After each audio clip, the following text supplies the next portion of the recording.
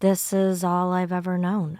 Is that even Possible for me? I don't want to miss anything. I don't need that. I don't want to acknowledge my pain. Fine. I don't want to get poked with needles. I don't want that. There's nothing wrong. I'm fine. I'm fine. I'm fine. I'm fine. I'm fine. I'm fine. I'm fine.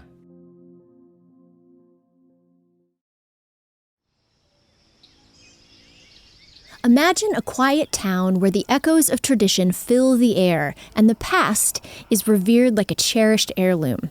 In this town lived an elderly man named Robert. He was known for his unwavering dedication to the old ways, a relic from a time long gone. But Robert carried a hidden truth within him, a truth that had shaped his life and decisions in ways few could understand.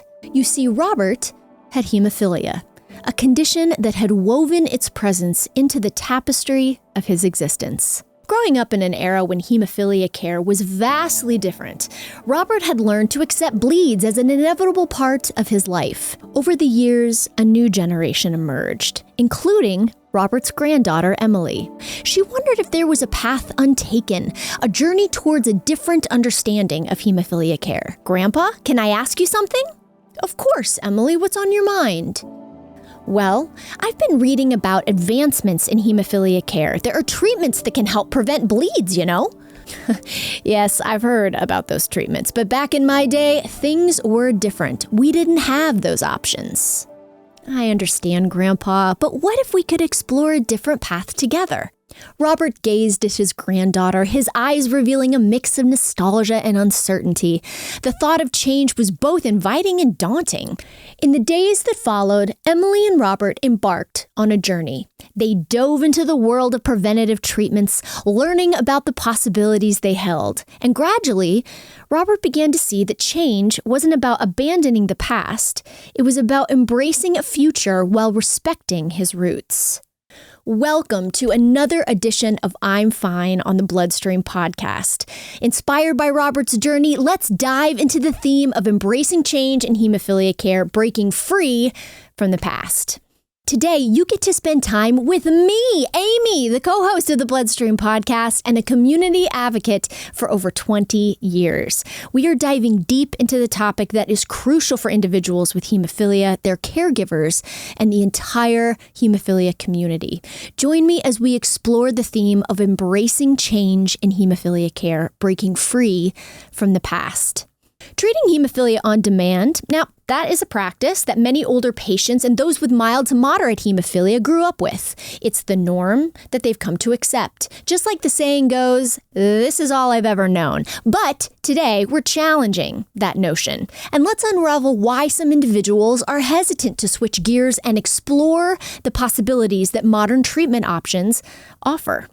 There's a willingness to accept bleeds, almost as if it's just a part of life. Counting infusions over bleeds becomes a norm, with the belief that they've got everything under control.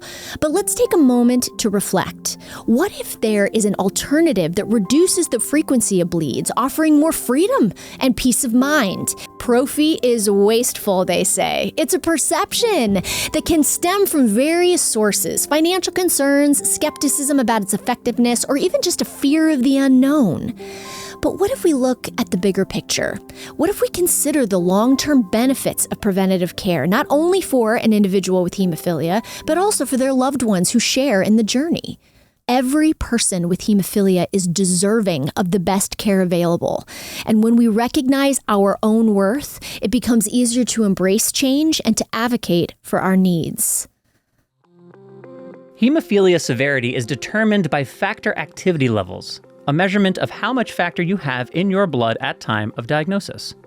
The more factor you have in your body over time, the better your bleed protection is, which is why many people with hemophilia choose to treat prophylactically. Your doctor can perform measurements to evaluate the factor activity levels in your blood. Learn more about the importance of factor activity levels by talking to your doctor and visiting levelsmatter.com. Sanofi aims to raise the bar for patients living with hemophilia. Reimagine what's possible by visiting rareblood.disorders.com to hear more about Sanofi's dedication to the bleeding disorders community. As we wrap up today's segment, I want to leave you with this thought. Change can be intimidating. especially when it challenges beliefs that have been ingrained within us for years.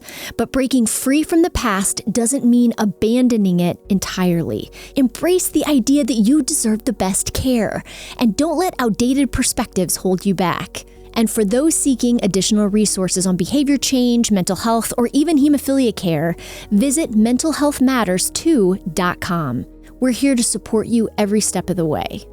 Before we sign off, I'd like to extend a heartfelt thanks to Sanofi for their unwavering support in bringing you this episode of the BloodStream podcast. Remember to subscribe and to tune in for our next installment as we continue our journey of breaking free from the I'm fine mindset.